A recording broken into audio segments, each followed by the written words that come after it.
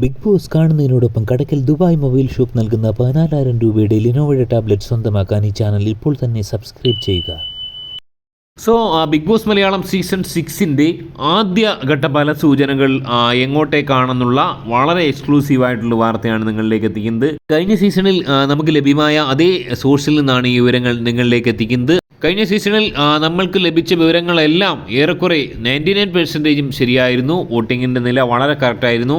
ഇപ്പോഴത്തെ ഒരു വോട്ടിങ്ങിൻ്റെ ട്രെൻഡിങ്, നിലവിലുള്ള ട്രെൻഡിങ് എന്താണെന്ന് നോക്കുകയാണെങ്കിൽ ഏറ്റവും മുന്നിൽ നിൽക്കുന്നത് മറ്റാരുമല്ല, ജിൻഡോയാണ്. സംശയലേശമന്യേ ജിൻഡോ 39% വോട്ടുകൾ നേടിക്കൊണ്ട് മുന്നിൽ നിൽക്കുന്നു എന്നാണ് മനസ്സിലാക്കാൻ സാധിക്കുന്നത്.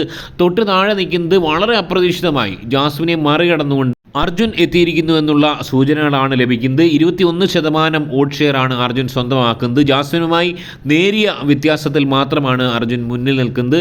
ഒരുപക്ഷെ ഈ ഒരു നേരിയ വ്യത്യാസമൊക്കെ ഏത് സമയവും മാറി മറിഞ്ഞേക്കാം. അങ്ങനെ വോട്ട് ട്രെൻഡിങ്ങിൽ ജിൻഡോയ്ക്ക് മുമ്പിലും ഒപ്പം തന്നെ അർജുൻ്റെ മുമ്പിലും മുട്ടുമടക്കുന്ന ജാസ്മിനെയാണ് കാണാൻ സാധിക്കുന്നത്. ഒരുപക്ഷെ ഏത് നിമിഷവും ജാസ്മിൻ്റെ ഒരു വലിയ മുന്നേറ്റം ഉണ്ടായേക്കാം. നിരവധി ഫോളോവേഴ്സ് ഉള്ള ഒരു താരമാണ് ജാസ്മിൻ. ജാസ്മിൻ്റെ തൊട്ട് താഴെയായി അഭിഷേക് ശ്രീകുമാറാണ് നിൽക്കുന്നത്. 4ാം സ്ഥാനത്താണ് അഭിഷേക് ശ്രീകുമാർ നിൽക്കുന്നത്. ജാസ്മിനുമായി വലിയ വ്യത്യാസമുണ്ട്. ഏതാണ്ട് 12% വോട്ടാണ് അഭിഷേക് നേടിയെടുക്കുന്നതെന്നാണ് അറിയാൻ സാധിക്കുന്നത്. അഭിഷേകിൻ്റെ തൊട്ട് താഴെയായി നിൽക്കുന്നത് മറ്റാരുമല്ല, ഋഷിയാണ്. കഴിഞ്ഞ എവിക്ഷനിലൊക്കെ ഋഷിനെ പിന്നിലാക്കി ശ്രീതു വലിയ രീതിയിലുള്ള മുന്നേറ്റം നടത്തിയെന്നാണ് ലഭിച്ചിരുന്ന സൂചനകൾ. എന്നാൽ ഋഷി ഇപ്പോൾ ശ്രീതുവിനെ പിന്നിലാക്കി 5ാം സ്ഥാനത്തേക്ക് ഋഷി കയറിയിരിക്കുന്നു എന്നുള്ള വളരെ ഞെട്ടിക്കുന്നൊരു വാർത്തയാണ് നമുക്ക് മനസ്സിലാക്കാൻ സാധിക്കുന്നത്. ജാസ്മിനെ അട്ടിമറിച്ചുകൊണ്ട് അർജുനും അതുപോലെ തന്നെ ശ്രീതുവിനെ അട്ടിമറിച്ചുകൊണ്ട് ഋഷിയും മുന്നേറ്റം നടത്തിയിരിക്കുന്നു. ജിൻഡോയും അഭിഷേക് ശ്രീകുമാറും തങ്ങളുടെ സ്ഥാനങ്ങൾ നിലനിർത്തിയിരിക്കുന്നു. ജിൻഡോ ഏറ്റവും മുന്നിലും അഭിഷേക് 4ാം സ്ഥാനത്തുമാണ്. ഒരുപക്ഷെ അഭിഷേകിൻ്റെ ഒരു മുന്നേറ്റം ഉണ്ടായിക്കഴിഞ്ഞാൽ ജാസ്മിൻ ഒരുപക്ഷെ 3ാം സ്ഥാനവും കടന്ന് 4ാം സ്ഥാനത്തിലേക്ക് പിന്തള്ളപ്പെട്ടേക്കാം. അങ്ങനെയാണെങ്കിൽ ആദ്യത്തെ 3 സ്ഥാനങ്ങളിലും മെയിൽ കണ്ടസ്റ്റന്റുകൾ വരുന്ന വേദനാജനകമായ ഒരു സിറ്റുവേഷൻ ഉണ്ടാവും.